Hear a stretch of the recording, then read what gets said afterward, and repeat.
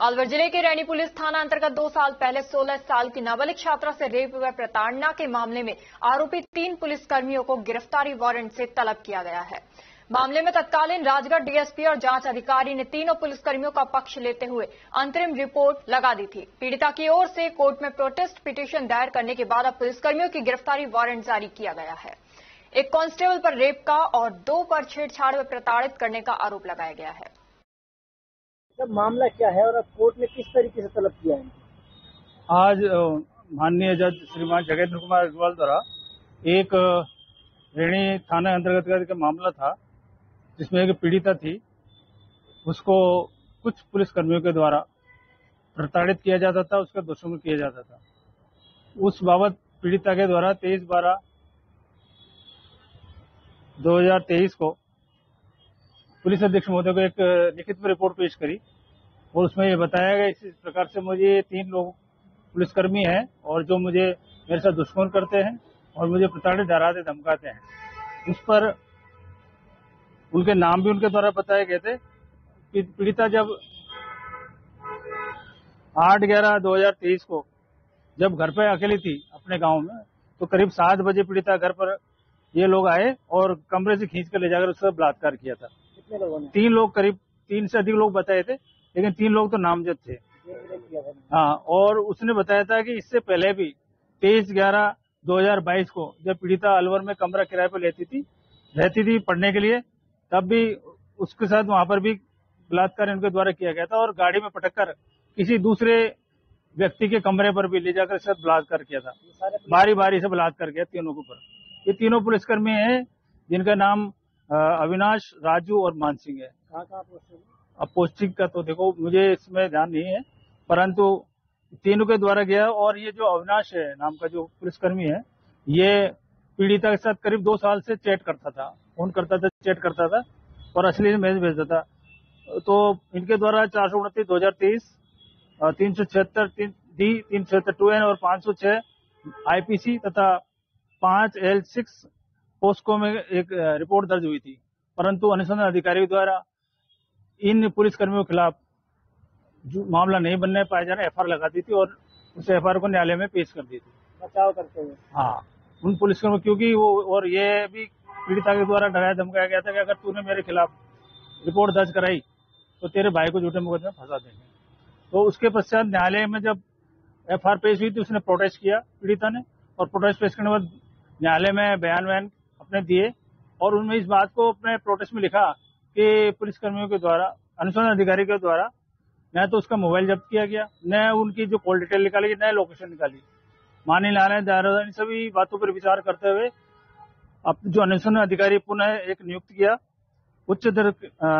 अतिरिक्त पुलिस अधीक्षक स्तर का अधिकारी, उसको कुछ बिंदु दिए कि आप इन बिंदुओं पर जांच करके और कोर्ट को अवगत कराएं, जिसमें मोबाइल की जब्ती है, कॉल डिटेल है, चैट वगैरह है, उनके द्वारा वो सारी चीजें अनुसंधान करके न्यायालय में प्रस्तुत किया और उसमें ये पाया गया कि ये तीनों लोगों की लोकेशन उसी घटना स्थल पर पाई गई।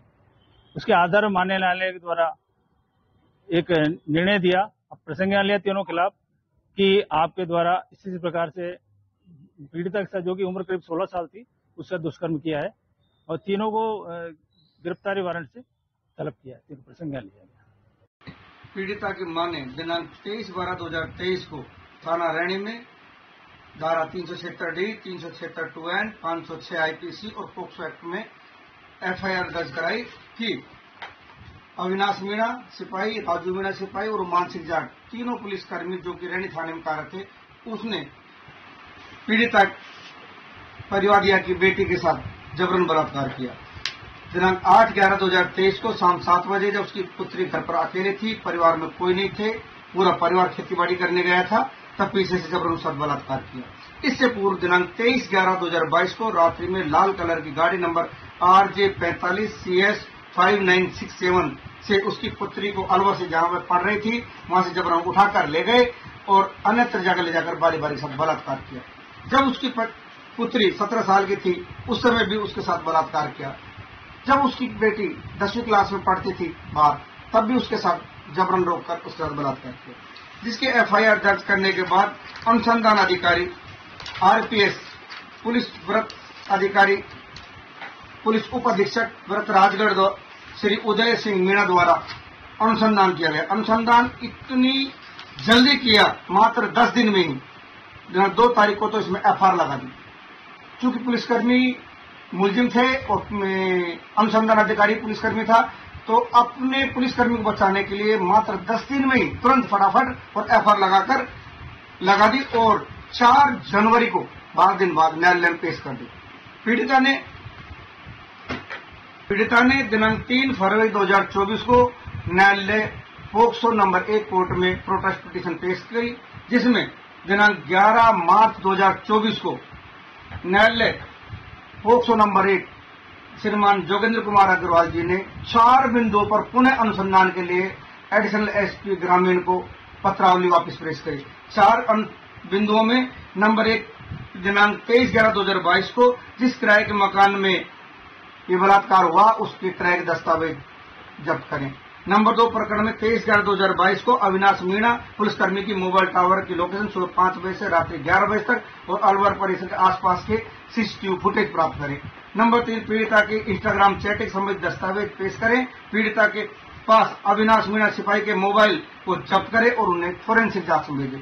चौथा, 23/11/2022 को अविनाश मीणा, राजू उर्फ राजवेंद्र मीणा तथा मानसिंह जाट पुलिसकर्मियों के मोबाइल की सुबह से रात्रि 12 बजे तक की टावर लोकेशन ले, जिसका अनुसंधान कर अतिरिक्त पुलिस अधीक्षक ग्रामीण द्वारा एक रिपोर्ट दिनांक 5 जुलाई 2024 को रिपोर्ट पेश की गई, जिस रिपोर्ट में अविनाश जो मुलजिम है उसकी लोकेशन जिस दिन बलात्कार हुआ उस दिन अलवर में पाई गई, जिस पर न्यायालय श्रीमान ने बहस सुनने के पश्चात अब तीनों मुलजिमों के खिलाफ बलात्कार केस में प्रसंज्ञान लिया।